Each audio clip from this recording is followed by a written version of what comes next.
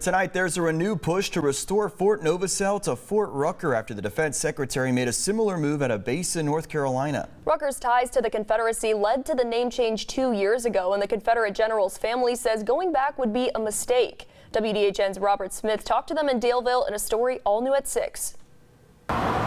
After almost 2 years since the Army base was renamed to honor a local Army soldier, some state officials alluded to going backwards to pay respects to a Confederate soldier after some bases followed suit recently.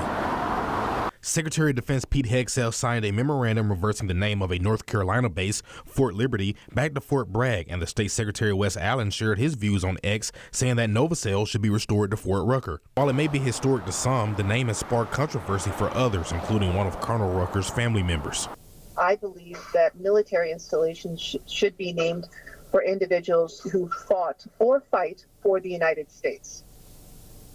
And my cousin, Colonel Edmund Rucker, did not do that. He took up arms against the United States. Colonel Rucker, a Confederate officer during the Civil War, along with 8 other Army soldiers, had their names removed from bases in the South in 2023 under former Defense Secretary Lloyd Austin after concerns of the honorees being a Confederate leader and committed to slavery. Krebs says her family owned hundreds of slaves, if not thousands. She says she has been vocal about it for the last 10 years and was instrumental in the push to remove Confederate symbols and names on military bases. I thought it was proper and just for his name to be removed. The base was renamed in 2023 to Fort Novosel, paying respects to Enterprise Native Chief Warrant Officer 4 Michael Novosel Sr., an Army aviator who served in World War II, Korea, Vietnam, where he saved 29 soldiers. Somebody that we can all really gather around, and as I think about our young men and women who are coming into our branch, I can't think of a better example of what right looks like and what we want them to aspire to be. My dad and my uncle both fought in Vietnam,